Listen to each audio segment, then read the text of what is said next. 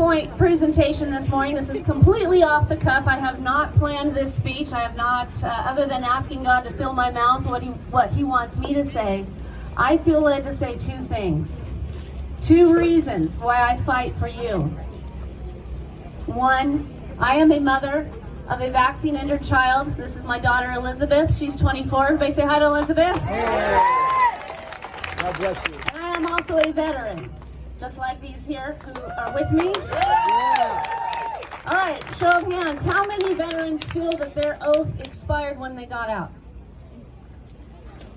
Not one, right? How many of you are prepared to protect and defend the Constitution against all enemies, foreign and domestic? Thank you. Thank you. That means something to us, and it also means something to the left. It means that we are somehow domestic terrorists because we are wanting to protect the country that gave us the right to have freedom, brings people into our country illegally that are desperate to come here. They're not running from this country, they're running to this country. Why? Because of the Constitution, because of our freedoms, not because of tyranny, not because of fascism. But we seem to have found fascism here, have we not?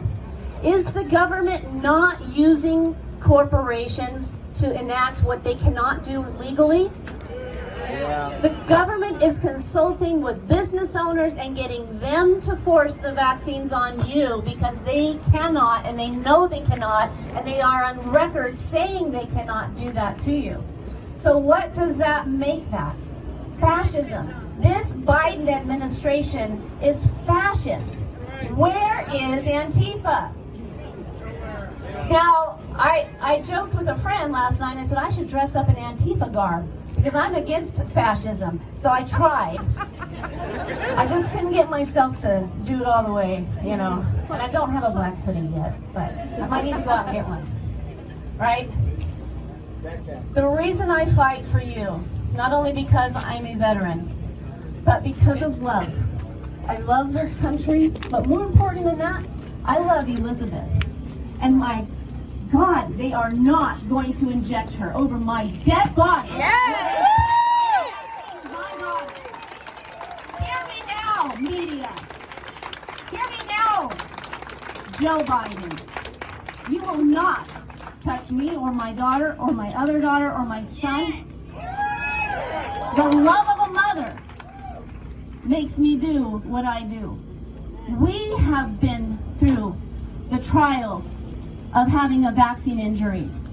We know what she's been through. Come and give it. Come and give it to us. And you see what happens. Biden administration. I want all of you, I want my colleagues to have the guts of a mother of a vaccine injured child to say, no, we will protect our kids, our grandparents, you know, Yes. each other. You are not going to do this if we don't want you to. Now, if you want to take the vaccine, if you have taken the vaccine, I do not condemn you. This has been a really scary time. This has been a frightening time. We have turned on each other. They have effectively divided this country right down the middle. And where did that come from? That came from China. China has done this to all of our countrymen, all of us, even those that we disagree with politically. This has been put onto us. Now, there are some in this country that I believe funded that. We need to turn our focus off of each other and onto accountability for those who put this upon us. Yes. Right? Yes. Enough of the fighting, enough of the division. But mind you, to the other side, you will not force us into this. We will preserve our freedoms. We will peacefully protect our rights. And we will not comply. Yes. God bless you. Yes. God bless America. And thank you guys for everything you've done. How are we going to get this done? He wants me to tell you guys what we're going to do. Yes, come on, let's do it. Well, I can tell you what we've done so far. Flip the vote. How are we going to get this done? So we had A 1487 is a complaint to the Attorney General on the city of Tucson, right?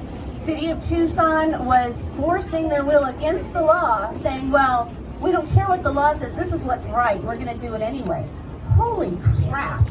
You know, and so we put in a 1487 which forces the hand of the Attorney General to, he has to go down and he has to investigate, and he found that they were in violation. So that's one of the things that we've done. I've done many things alongside of others. We're working on this, but I gotta tell you, last year's governor compared to this year's governor is different. Yes. It's different, and I gotta hand it to him.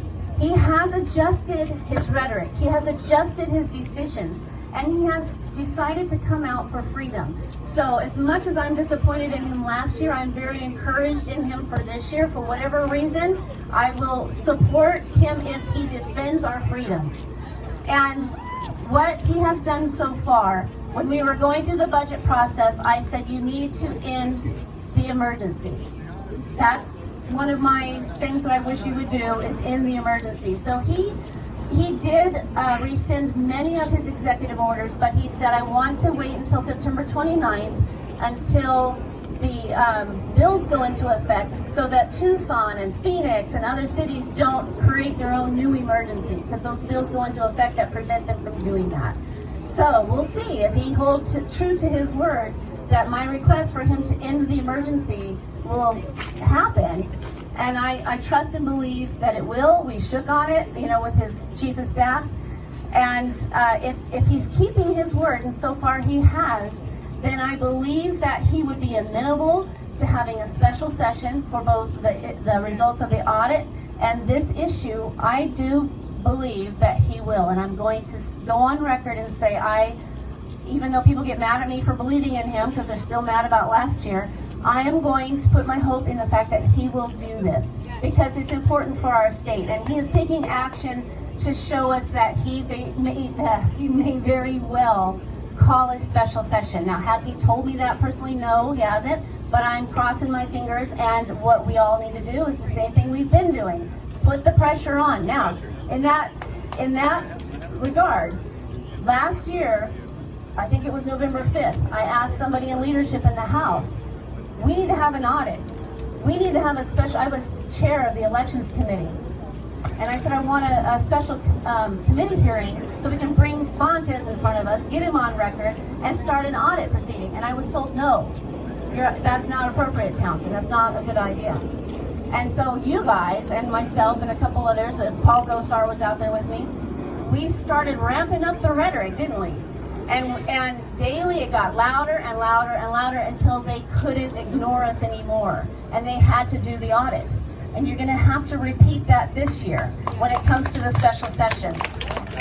Got to do it. Put the pressure on. The power is in you. The power wasn't in me. They didn't listen to me, you know. So it's one thing for me to say it, but I need you guys. Like I said in the beginning, it's not me over you. It's you guys are in charge. So make your voices heard. We the people